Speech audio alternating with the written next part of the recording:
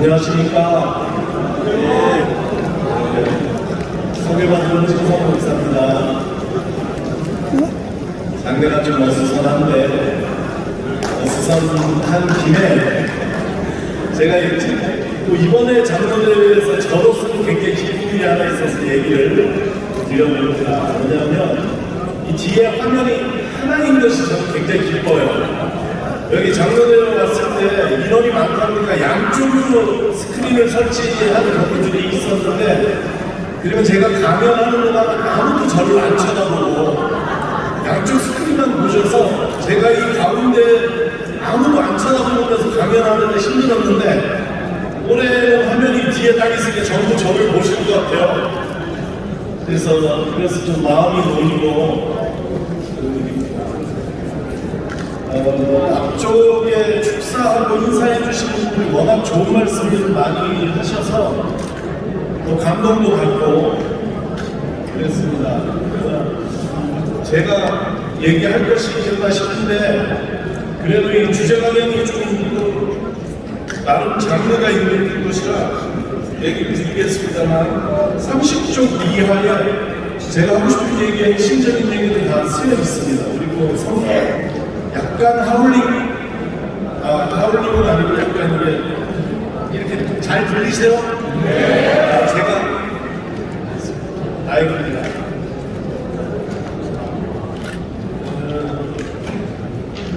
원고를 잘 정리해서 썼으니까, 만약에 제가 하다가 좀 일찍 마치거나 시간이 돼서 딱 마치더라도 혹시 부족한 것이 있으면 원고를 읽어주시면 되겠습니다. 저는 늦게 시작했지만 시간 안에 마치려고 한번 해보겠습니다.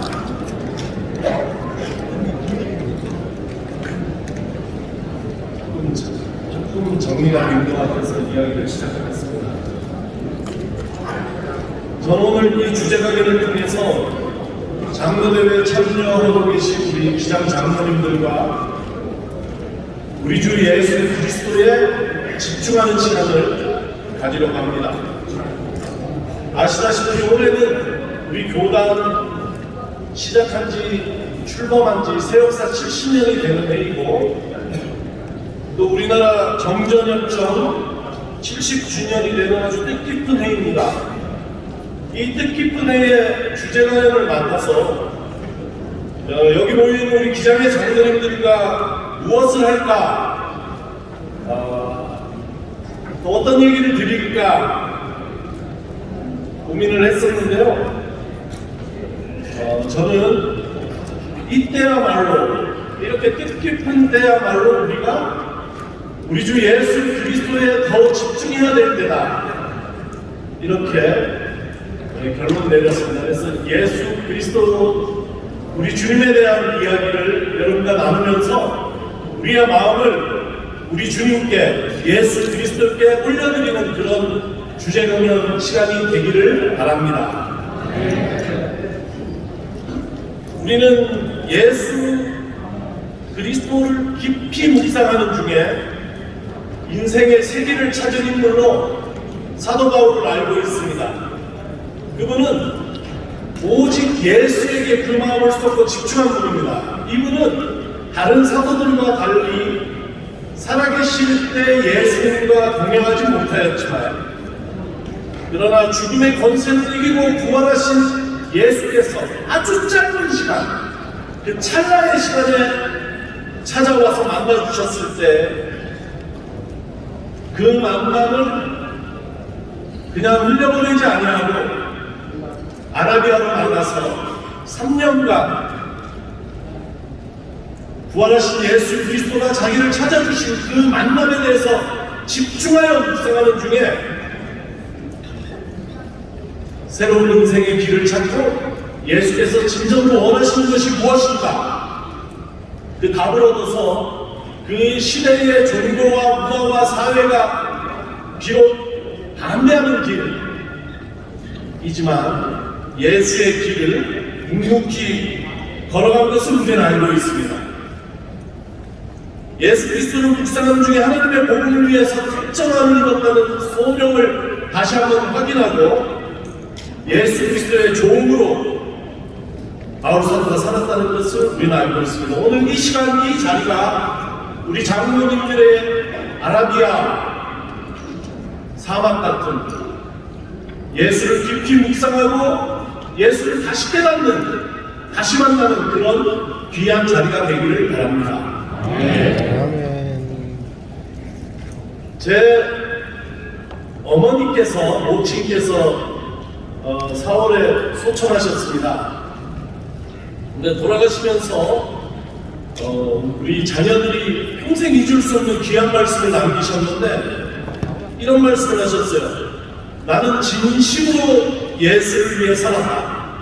내가 죽은 다음에 나를 쥐어짜면 예수만 나올 거다.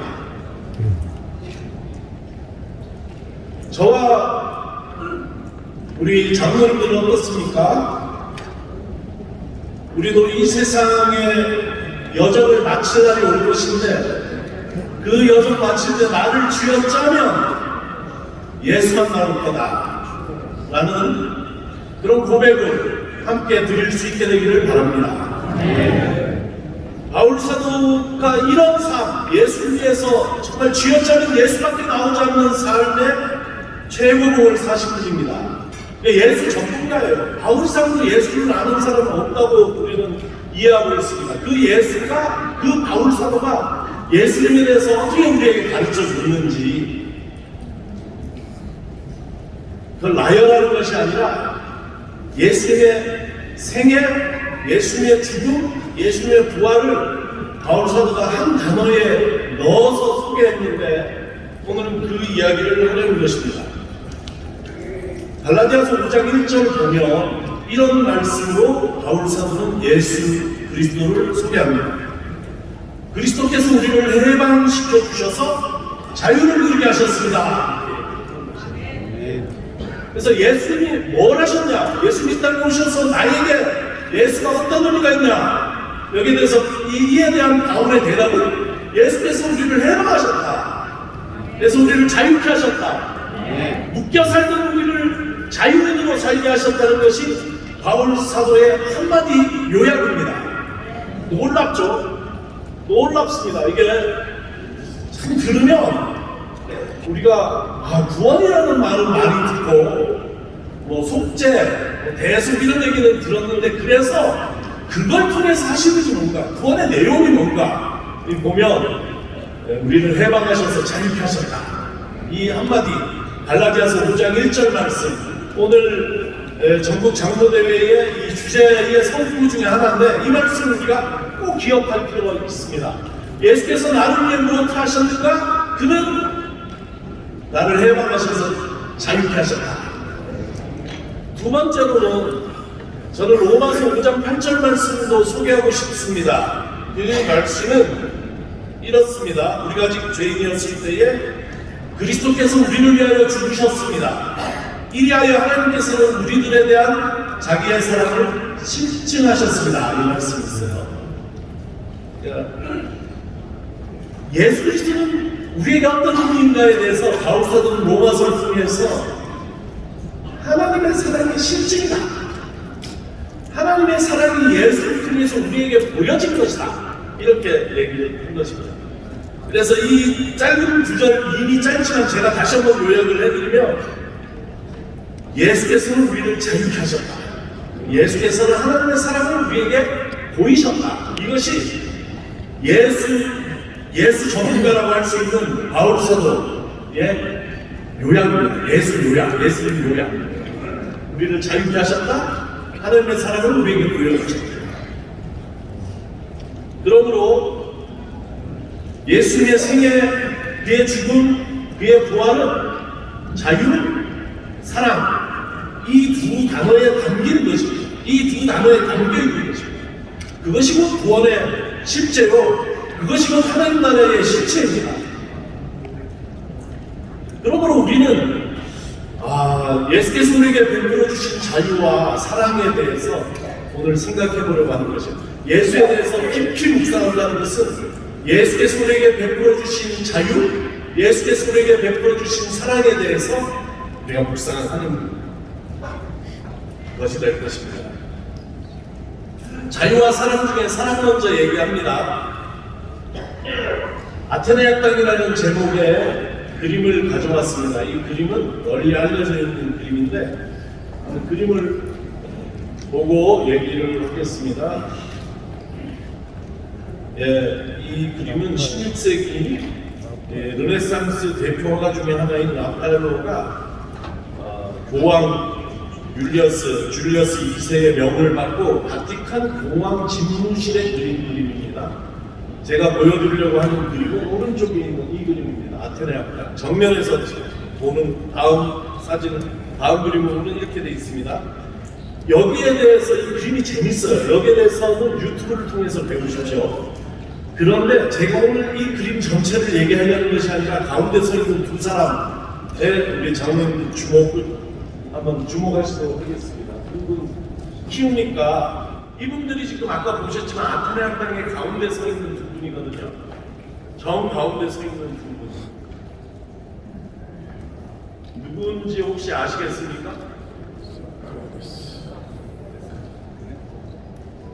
아는 분 아니세요?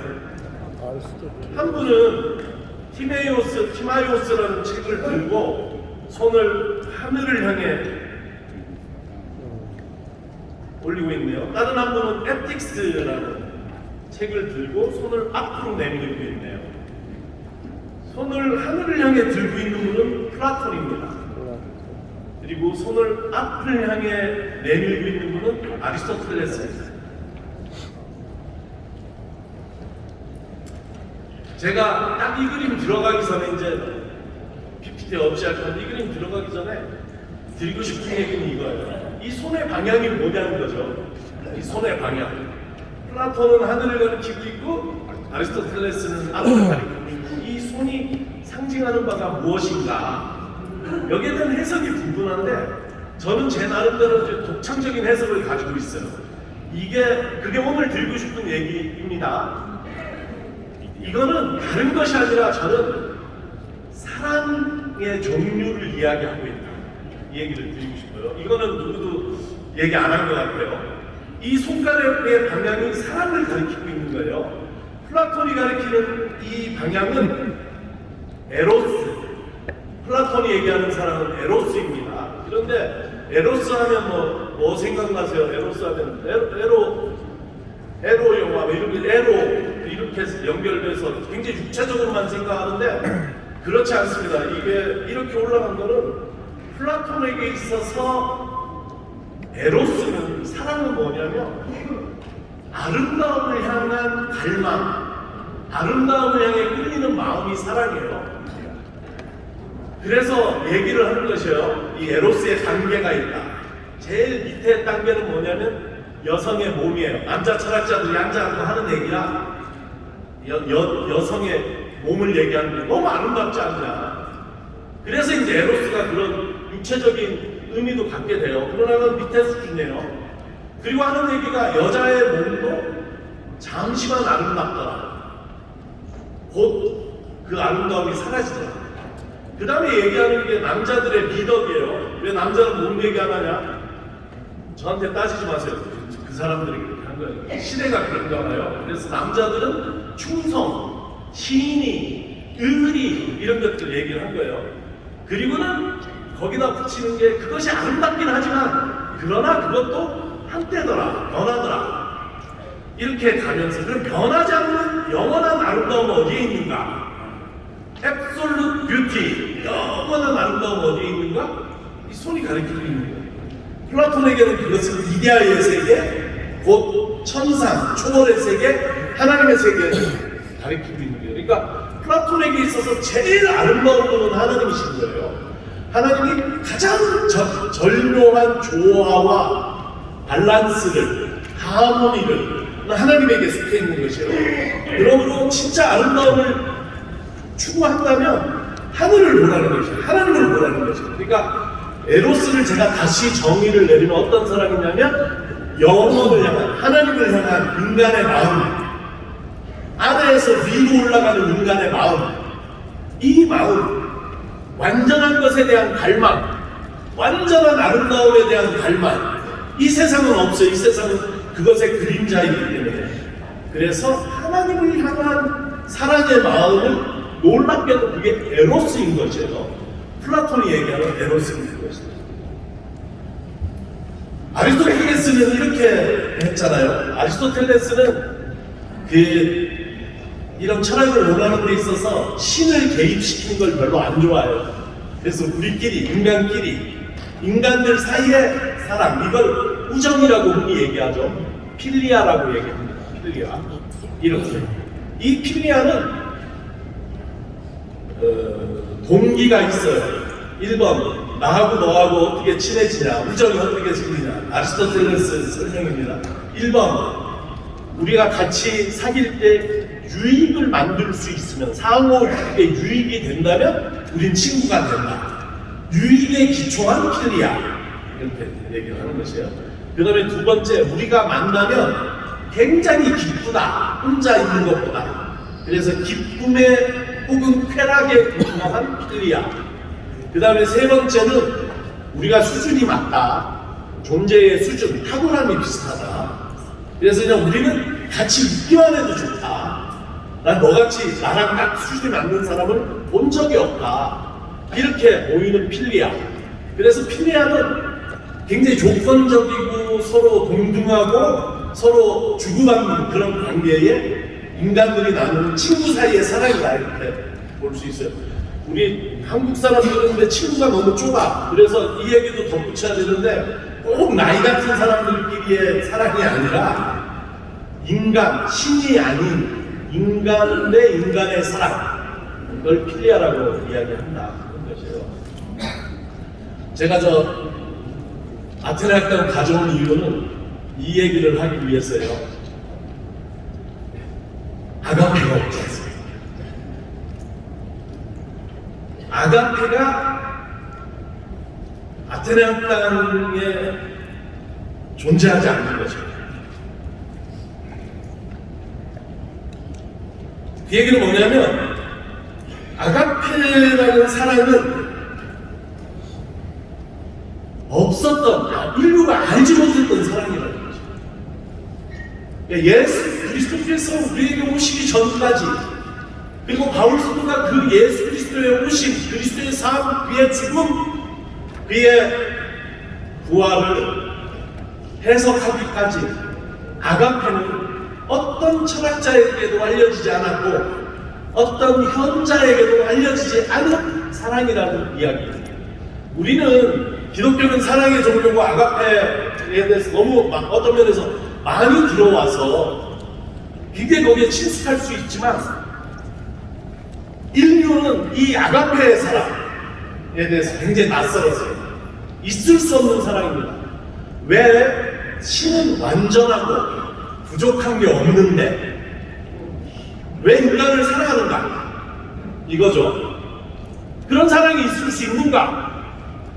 지금은 달라요. 지금은 우리는, 기독교인들은 하나님은 당신을 사랑하십니다, 이거에 너무 익숙해가지고 하나님은 당연히 나를 사랑해야 되고, 하나님의 존재 이유는 나를 사랑하기 위해 거기 계신 거고, 하나님이 나를 안 사랑하는 것 같으면 화가 나잖아요.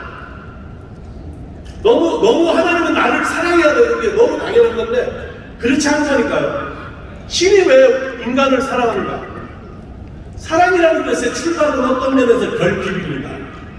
에로스도 그렇고 아가페도 그래요. 결핍이에요. 내가 부족한 것이 있기 때문에 완전한 하나님을, 완전한 신을 닮아가는 것이에요. 완전하신 분을 닮기 원하여 나의 부족함을 채우기를 원하는 거죠. 내가 부족한 것이 있기 때문에 필리아의 사랑을 하는 것이죠. 부족함, 결핍, 이게 사랑의 동기일진데, 하나님께서 무엇이 부족하여서 인간을 사랑하는가 하는 것이 굉장히 커다란 질문인 거죠. 그런 사랑이 그런 사랑에 대한 인류의 생각 자체가 없었다니까요. 인간을 조건 없이 사랑하신 하나님, 그 사랑 굉장히 낮습니다. 그래서 뭐가 필요하냐면 실증이 필요한 것이에요. 실증. 예수께서 오셔서 우리를 위해서 죽은 것은, 더구나 우리가 죄인일 때에, 경건하지 못할 때에 우리가 연약할 때에 우리를 위해서 죽은 것은 우리를 향한 하나님의 사랑을 실증한 것이다. 쉰 이스테미 헬라어로 그랬습니다. 이거는 뭐냐면 보여주셨다. 영어로는 데몬스트레이트 해줬다. 프루프가 아니에요. 에비던스가 아니에요. 데몬스트레이트 해주셨다는 것이에요. 실제로 보여주셨다는 것이에요. 그것이 하나님의 사랑이라는 게 하나님이 여러분을 사랑합니다. 우리가 하나님이 어떻게 우리를 사랑하나? 왜 사랑하나? 이런 시대에 예수께서 오셔서 하나님이 우리를 사랑하신다는 것을 그의 삶을 통해서, 몸을 통해서, 그의 죽음을 통해서 우리에게 보여주셨다. 저는 바울 사도에게 이런 아라비아에서의 고민이 있었을 것 같아요. 예수를 만나고 죽은 것이 분명한 예수를, 땅에 묻은 것을 묻힌 것이 분명한 예수께서 자기를 찾아오셨어요. 그것이 비록 환상 가운데, 빛 가운데, 음성 가운데 찾아왔다 해도 바울 사도는 분명하게 예수의 현현을 본 것이에요. 만난 것이에요. 부활하신 예수를 만난 것이에요. 그러면 이제 고민이 되는 거죠. 1번 고민이 무엇이겠습니까? 이분이 누구시길래 죽음의 권세를 이기고 부활하셨는가? 거기에 대한 바울 사도의 대답은 하나님의 아들이다 하는 것이겠죠. 거기서 끝나는 게 아니에요. 그 다음에 또 질문이 되는 거예요. 그렇다면 하나님의 아들이 왜 인간의 몸을 입고 이 땅에 오셔서 인간들의 손에 잡혀 무기력하게 죽임당했느냐?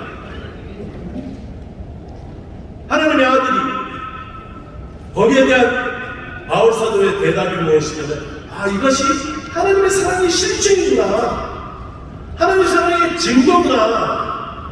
예수의 죽음은 하나님의 사랑을 인류에게 보여주신 그런 의미가 있구나 하는 것이 바울 사도가 내린 결론입니다. 그래서 바울 사도가 그로부터 아가페를 이야기하는 것입니다. 그래서 제대로 된 사전이라면 신학사전, 신학용어사전 같은데 아가페를 찾으면 바울에 의해서 제일 먼저 말해져요. 예수 그리스도에 의해서 제일 먼저 보여진 이 인류 역사가 알지 못했던 그 사랑이라는 것이 쓰여져 있는 것입니다. 아가페는 어떤 사랑입니까? 아가페는 하나님의 사랑입니다. 아까 한번 체조겸해서 한번 해보시겠습니까? 에로스, 필리아. 아가페는 어떻게 해야 되겠습니까? 내려가야죠. 위에서 아래로 내려가야죠. 아가페 사랑은 위에서 아래로 내려온 사랑입니다. 하나님으로부터 인간에게 주어진 사랑입니다. 그 면에서 에로스하고 다른 거예요. 에로스는 올라가는 사랑이에요. 아가페는 내려오는 사랑이에요. 방향이 그래요. 근데 참 재밌는 것은 많은 기독교인들이 순수한 신앙이라고 착각하면서 굉장히 에로스적인 사랑을 하는 걸 봐요.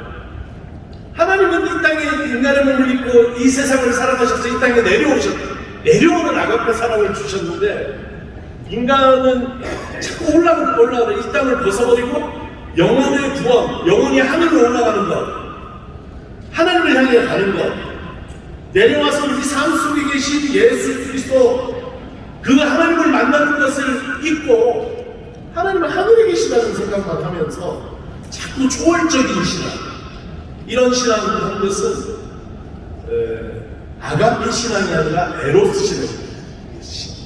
갈망의 방향을 한번 똑바로 보셔야 되는 거예요. 찬송인지 찬양인지 모르겠는데 그런 것도 있죠. 죄 많은 이 세상은 내 지방이네, 이런 찬양이죠. 그리고 내 보화는 어디 있어요?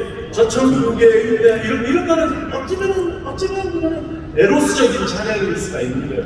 그 안에 들어와 있는, 우리 안에 들어와 있는 이 두 개가 굉장히 섞여 있다는 것을 우리가 알면서 진짜 아가페 사랑은 하늘로부터, 하나님으로부터 땅으로, 인간으로 낮은 곳을 향해서 내려온 사랑이 아가페 사랑이라는 것을 먼저 기억하시면 좋겠습니다. 두 번째 아가페 사랑은 조건 없는 사랑입니다. 이게 이제 필리아하고 다른 점이에요. 필리아는 사랑을 하려면 만나서 유익이 되든지, 만나는 게 즐겁든지, 수준이 낮정도로 탁월하든지 뭐가 있어야지 만나는 사랑이에요. 아가페 사랑은 조건 없이 주어지는 사랑이에요. 비동기적인 사랑이에요. 하나님은 우리를 사랑하는데 이유가 없어요. 하나님의 속성이 사랑이시기 때문에 우리를 사랑하실 것이지, 내가 그럴 수 있는 자격이 있거나 내 안에 어떤 하나님이 사랑해야 돼야만 하는 어떤 존귀함이 내 안에 있기 때문에 하나님을 사랑하셨다, 이렇게 생각하면 안 됩니다. 이유 없이, 조건 없이 하나님은 사랑해 주셨어요. 그리고 그 사랑을 받았기 때문에 내가 존귀한 인간이 되는 것입니다. 내가 원래 존귀해서 하나님이 나를 사랑해 주신 것이 아니라 하나님의 존귀한 사랑이 내게 임했기 때문에, 아가페가 먼저 나를 찾아왔기 때문에 그 아가페를 영접한 내가 아가페에 의해서 존귀한 존재가 되는 것이다. 이 순서를 잊지 마시고, 아가페야말로, 아가페 사랑은 언컨디셔널한 사랑입니다. 조건 없는 사랑입니다.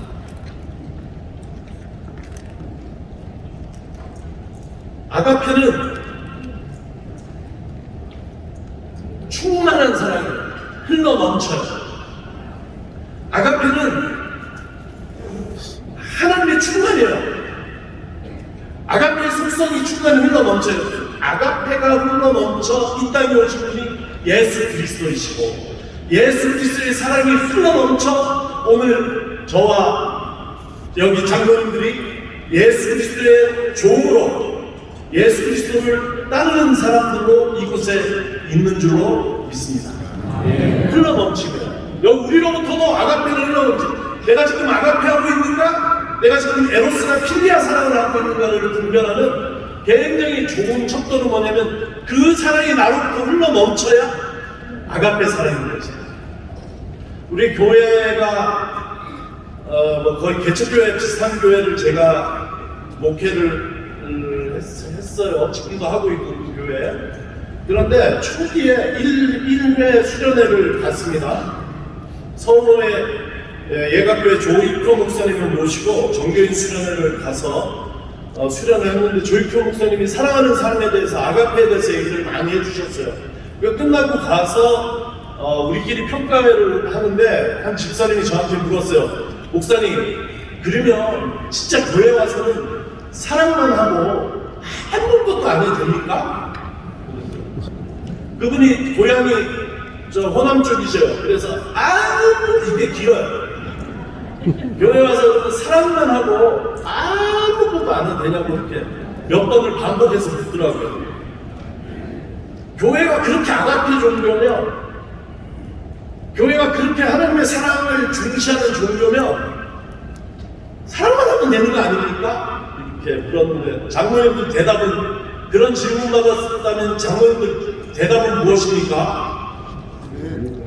네, 제가 얘기했어요. 아무것도 안 해도 된다고. 사랑만 하고 아무것도 안 해도 된다고. 근데 내가 묻고 싶다고, 사랑하는데 아무것도 안 할 수가 있냐고. 나는 사랑을 하니까 노래하고 싶고, 난 사랑하니까 춤추고 싶고, 사랑하니까 뭘 하고 싶어 죽겠던데, 우리 집사님은 사랑만 하고 아무것도 안 하는 게 가능하냐고. 교회는 뭘 하면 되냐면, 사랑을 하고 그 사랑이 내게서 충만하여 흘러 넘치는 걸 흘려보내면 되는 거예요. 그게 이것이 될 수 있고 저것이 될 수도 있죠. 정말 중요한 거는 무슨 회사처럼 일하는 게 아니라, 내 안에 하나님의 사랑이 먼저 임하고 그것이 충만해져서 흘러 넘치는 대로 우리가 따라 일하면 사랑의 일이 되는 것이고, 그게 사랑의 충만이 되는 것이고, 여러분들, 그게 사랑의 원리입니다. 그렇게 들어온 사랑은 마지막으로 나를 변화시키는 힘이 있다. 사랑만이 우리를 변화시키십니다. 삭개오가 예수님을 나무 위에서 만났는데, 제가 볼 때는 예수님의 눈빛에 이 아가페 사랑이 가득 담겨 있었던 것 같아요. 그 눈빛에 녹아지고 부서져서 아무 예수님 말씀도 안 하셨는데, 자기가 그동안에 그렇게 아끼고 믿고 살았던 물질을 포기하는 선언을 한 건 아닙니까? 아가페의 예수님의 아가페의 눈길에 삭개오가 변화받은 것이죠. 그런 힘이 어디 있냐? 다른 곳에 있는 것이 아니라 사랑에 있다, 아가페에 있다 하는 것을 여러분 기억하시기를 바랍니다. 그래서 아가페는 하늘에서 오는 사랑이고, 아가페는 조건이 없는 사랑이고, 아가페는 충만이고, 아가페는 우리를 변화시키고, 여기에 여러분이 막 더 붙일 수 있는 아가페에 대해서 우리가 너무 잘 알고 있지 않습니까? 그렇게 해서 이 사랑을 우리가 기억하고, 그리스도인으로 산다는 건 뭐냐면 아가페의 삶을 사는 것이에요. 그리스도인으로 산다는 것은 뭐냐면 내가 그동안에는 미워하는 사람으로, 분노하는 사람으로, 원망하는 사람으로 살았다면 그리스도인이 되었다는 것은 무엇이냐면 이제 나는 사랑하는 사람으로 살겠다, 나는 이제 아가페로 살겠다 마음에 결심하고 그 사랑의 삶을 한 걸음 한 걸음 살아나가는 것이 그리스도인의 삶이다, 이렇게 말씀드리겠습니다. 다음은 자유에 대한 이야기입니다. 하나님께서는 인간을 창조하실 때 자유의지를 주어서 창조하셨습니다. 그래서 선악과 앞에 서 있죠. 인간이, 자유의지를 가진 인간이 선악과 앞에 서 있어요. 따먹을 수도 있고 안 따먹을 수도 있어요. 그런데 인간이 먹음직 보암직 한스럼에 넘어가서 선악과를 따먹었어요. 그리고 인간은 말하자면 이제 교리적 언어로 타락한 것이에요. 그래서 사랑하는 존재에서 다툼하는 존재로, 자유한 존재에서 묶인 존재로 변했죠.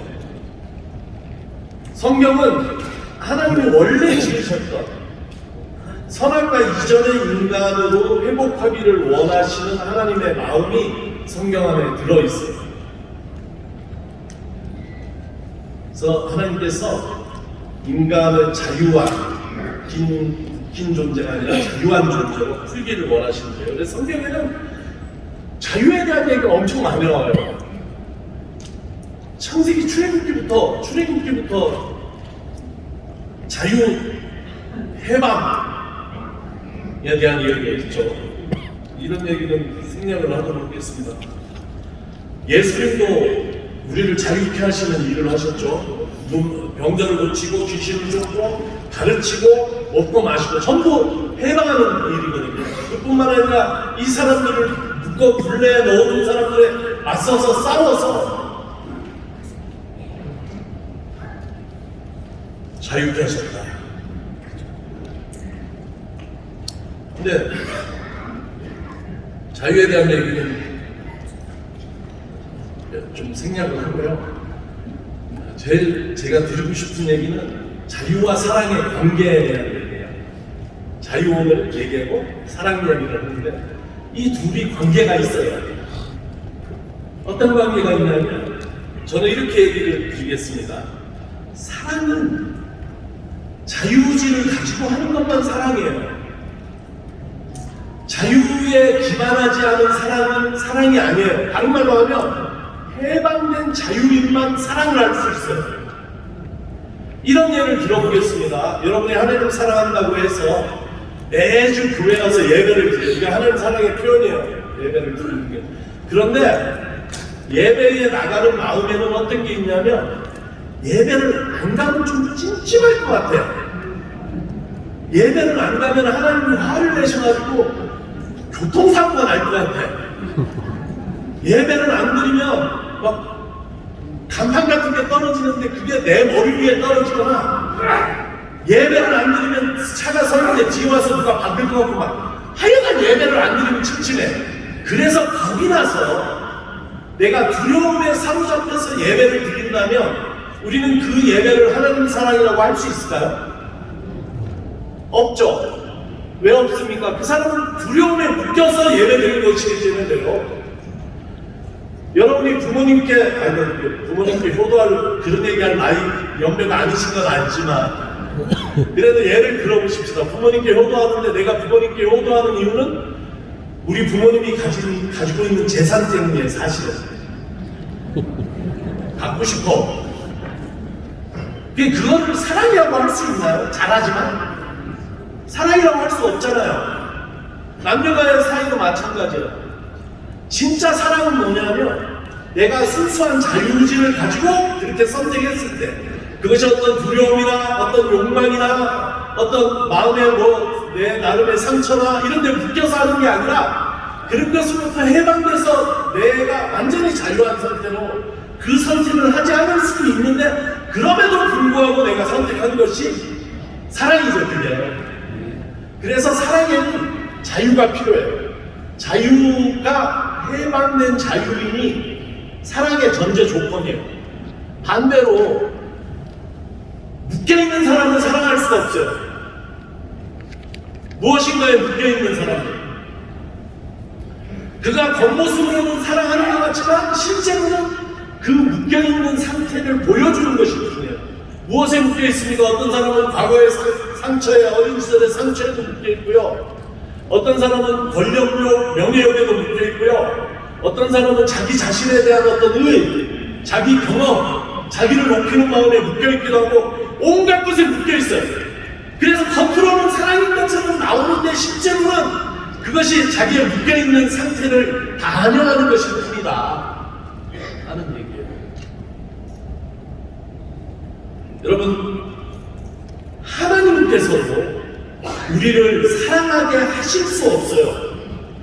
하나님께서 능력이 없다는 것이 아니라 하나님은 우리 마음을 움직여서 사랑하게 하면 내 자유의지로 하는 게 아니잖아요. 그러니까 사랑의 정의에 부딪혀요. 그런 건 사랑이 아닌 거야. 누가 나를 시켜서 하는 건 사랑이 아닌 것이에요. 오직 내가 자유의지를 가지고 여러분 해방된 자유인이 되시길 바랍니다. 예수께서 우리를 해방하셔서 딱 우리를 출발선에 세우시는 거예요. 우리의 선악과 앞에 세우시는 거예요. 우리 인류의 조상은 이 자유를 가지고 자기의 육체의 욕망을 위해서 먹음직, 보험직, 탐스러운 보이는 선악과를 따먹는데 이 자유를 사용했어요. 우리의 둘째 인류 예수 그리스도께서는 이 선악과 앞에 서셨을 때에 그것이 예수님의 겟세마네죠. 겟세마네. 예수님의 기도를 보세요. 가능하면 아버지 이 잔 내게서 지나가게 해주십시오. 그 자유의지의 한쪽 선택이에요. 그러나 내 뜻대로 마시고 아버지의 뜻대로 하옵소서. 예수님은 내게 주어져 있는 자유, 이 자유를 가지고 내 육체의 욕망을 위한 부실로 사용하지 않냐고 사랑으로 섬기는 인류를 섬기는 일에 많은 사람들을 섬기고 자기 목숨까지 주는 일에 사용하셨다는 것을 알 수 있습니다. 우리도 자유를 하나님께서 우리에게 자유케 하시고 하신다면 그 자유를 가지고 우리가 서게 되는 것은 우리의 선악 앞에 서게 되는 것이에요. 여러분의 자유를 내 육신을 위한 부실로, 육체의 욕망을 위한 부실로 삼지 말고 사랑을 위해서 사용하시는 여러분 되시길 바랍니다.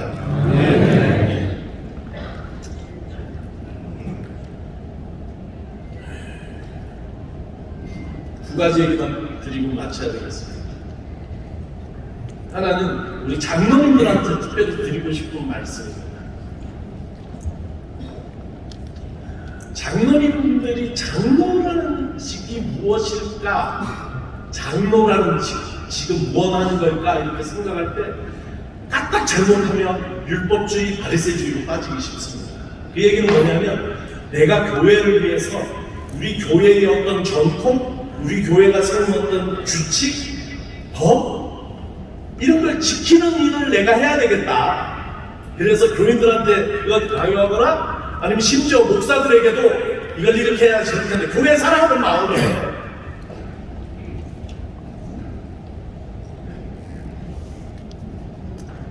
우리 교회 권사님 한 분 계신데 딴 교회 아주 보수적인 교회 다니고 계셨어요. 우리 교회는 기도 주일 예배 때 공중 기도를 대표 기도를 집사이상 희망하면 합니다. 돌아오면서. 그리고 요 앞에서요. 요 앞에 십자가를 보면서 합니다. 여기에 올라오는 성경 공동은 이렇게 하고 기도는 이쪽에서 제단을 향해서 기도합니다. 이게 이제 기도하고 나오면 뒷모습이 보여요. 근데 우리 교회 집사님들이 젊은 분들이 많고 신앙의 이력이 짧다 보니까 양말을 안 신고 나오는데요.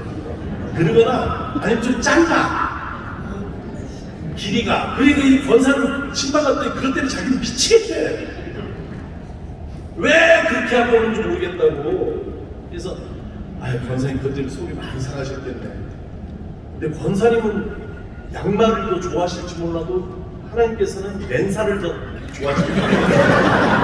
왜냐면 그 양말은 양말 공장에서 만든 거고 맨살은 하나님 만드신 건데 그 맨살에 대해서 큰 거부감을 안 가지시고 좋겠다고 그렇게 넘어갔는데 아직도 힘들어 죽겠대. 자기는 그때만 되면 눈 감고 있는데 양말 안 신고 그런 게 뭐라면 해야 된다, 이건 해야 된다, 이건 하지 말아야 된다 이런 데 대해서 난 장로가 하는 거 그런 거 하는 거다. 제가 미국에서 임신교회 할 때 치노밸리 이 커뮤니티 처치라는 교회를 빌려서 했었는데 그 교회에 한국 우리 세사는 두시 예배를 드리는 세사는 우리는 그 목사님의 방침이 와이셔츠는 그 무하기 밖으로 나와야 된다. 40도 35도에서 40도 올라가는 사막에 있는 교회인데 우리는 한국 교인들은 미국 사람들 쫙 나올 때 우리는 전부 양복을 입고 벗고 있다가 시간만 되면 양복을 쫙 입고 조폭영화 보는 것 같이 미국 사람들이 쫙 교인들이 나오는데 그 교회가 얼마나 성장하는 교회인지 몰라요. 전부 핫팬츠, 나시, 쪼리, 샌들. 근데 어느 해 깜짝 놀란 게 성찬 예배를 드리는데 담임 목사 여자인데 나시, 핫팬츠. 성찬식을 하는데 그리스도의 몸입니다 하는데 나시. 그 교회가 얼마나 성장하는지 몰라요. 우리 교회는 폐교회였어요. 잘 안 돼가지고. 이거는 해야 된다, 이거는 하지 말아야 된다. 그것도 내가 어느 목사님하고 얘기하다가 끝에 이런 얘기를 들었어요. 연세 많으신 은재 목사님이신데 목사님은 평생 목회하고 성경을 읽고 설교를 하고 신학책을 읽었는데 그럼에도 불구하고 제가 보기에는 목사님은 남자, 군인, 군모, 경상도 여기에서 한 걸음도 못 나오셨다고. 한 걸음도 못 나온 것 같다고. 근데 우리가 그런 모습 아니에요? 그런 모습이 우리 살펴볼 일이에요. 우리를 묶고 있는 것들 있잖아요. 우리를 묶고 있는 것들. 내는 그래서 장로님들이 어떤 분이 되면 룰을 만들고 룰을 지키게 하는 역할이 아니라 해방된 자유인의 본을 보여주시기를 바랍니다. 네. 장로님들이 그 교회에서 제일 자유로운 분이 되시기를 바라요. 장로님도 자유롭다는 게 아니라 폭이 넓다는 거예요. 바람 같은 삶이라는 거예요. 장로님들은 품에 어떤 사람이라도 와서 기댈 수 있는 그런 장로님들 되기를 바라고 믿음 없는 교인들이 인생이 서글프고 어려운 일이 있어서 술이라도 한잔하고 그럴 때 제일 생각나는 게 우리 교회 장로님 신상탄이라도 할 수 있는 근데 그 등이라도 한번 두들려 줄 수 있는 그런 세상의 멋진 장로님들 되시기를 바랍니다. 네. 여러분 우리 교단이 한국 기독교 장로인 것을 자랑스러워 하시기 바랍니다. 네. 우리 교단은 출발부터 온갖 문자주의와 바리새주의 교권주의, 교리주의, 선교사 중심주의 여기에 맞서서 싸워 세운 해방된 자유인들의 교단입니다. 우리 교단이 어떤 분들은 수가 적고 이제 걱정이 나는데 저는 제 걱정은 수에 있지 않아요. 제 걱정은 우리 교회, 우리 교단의 정신이 퇴색하는 데 있어요. 70년 지나면서 우리 교단의 예장인지 순복음인지 구별이 안 되는데 오히려 더 문제가 있다고 봐요. 우리 교단은 해방된 자유인들의 교단이라는 것을 여러분 기억하시고 우리를 묶고 있는 바리새주의가 무엇인지 이 시간 살피면서 기장의 정신을 회복하는 그런 일에 앞장서는 장로님들 되주시기를 바랍니다. 성장주의하고 기장 정신을 바꾸지 마시기 바라요. 성장주의 하는데 많아요. 우리 없이도 성장하는 거예요. 우리는 그 교단, 교회, 한국교회 안에서 빛과 소금의 역할을 해야 됩니다. 여러분, 우리 교단이 자유의 땅이 우리 교단이에요. 저기 자유의 땅에 굳게 서서는 우리 교단이 자유의 땅입니다. 너무너무 귀한 신앙의 선배들이 마련해준 자유의 땅에 굳게 서서 오직 사랑으로 세상으로 나가는 여러분 저가 되시기를 바랍니다. 아이고 아멘 크게 해주셔서 이 정도에서 마치도록 하겠습니다.